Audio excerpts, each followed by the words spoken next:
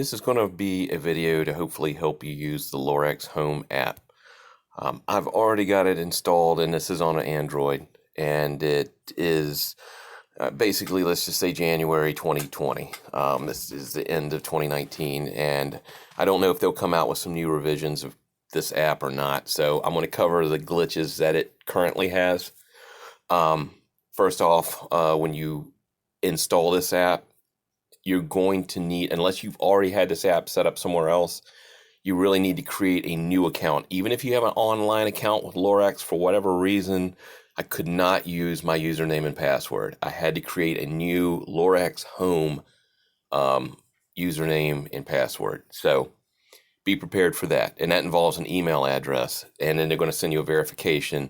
And then you verify you got a number, and then you have the account set up. So just be prepared for that. Right here, once you set the account up, you can then scan the QRC code under the info tab on your DVR. And by the way, I am using the Lorex D841 DVR is the hardware that I have here.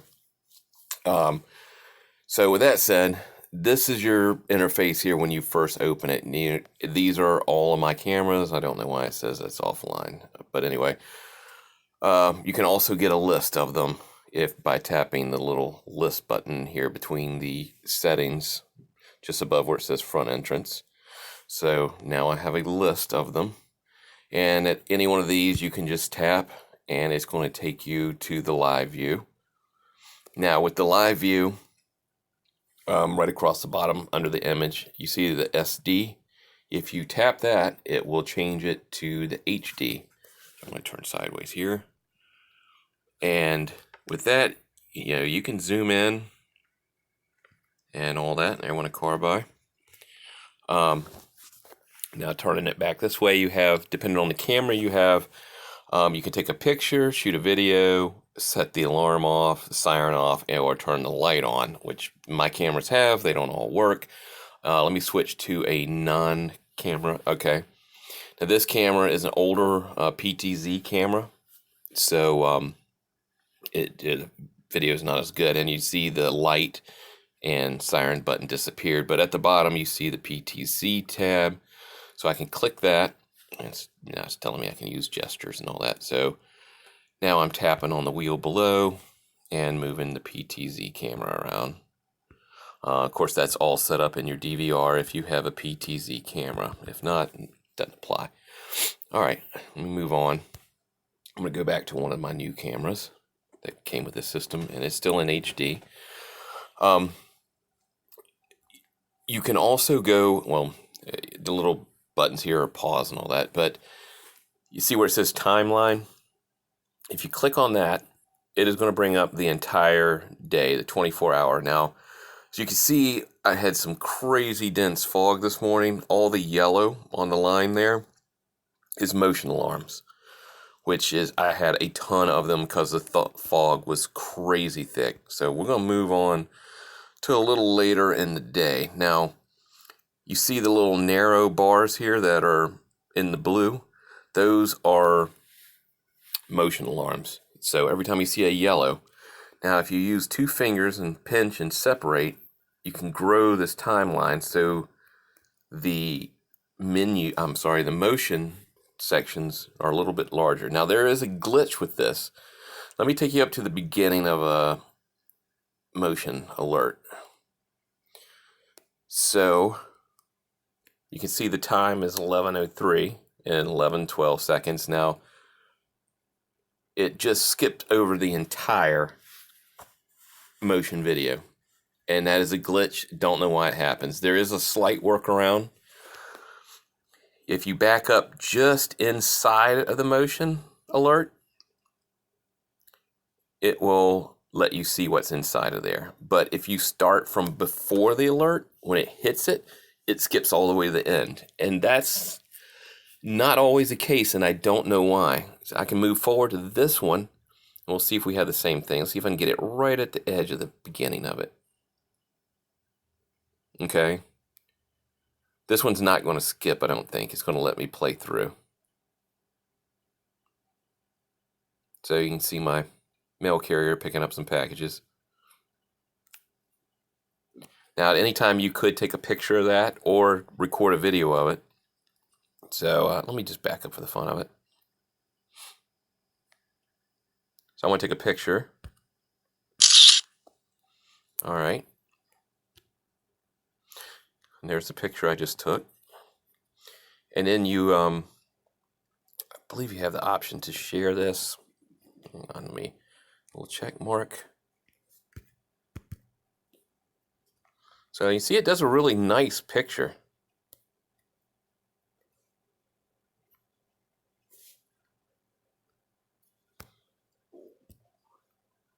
Now, I think there's a way to share it, and I honestly cannot remember how to do it. Anyway, okay.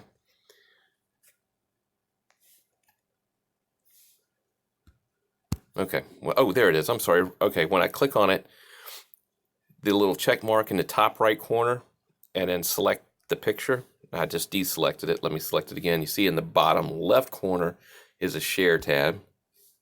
So then you can select how you want to share it. I'm not going to do that right now. Sorry, it took me a second to remember how to do it. Let me back out.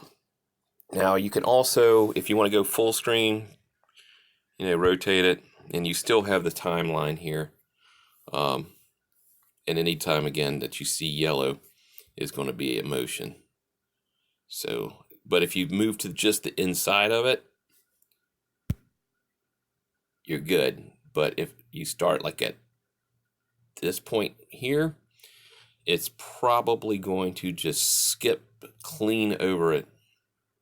And it did. It just, let me get back to the timeline. See, it jumped all the way to the end. But if I move it just inside of the yellow, whoops, nope. Stop that. Like that. It'll play. So now it's not skipping it. So you shouldn't have to do this. Hopefully Lorex will fix that. But for now, it's what you got to deal with. So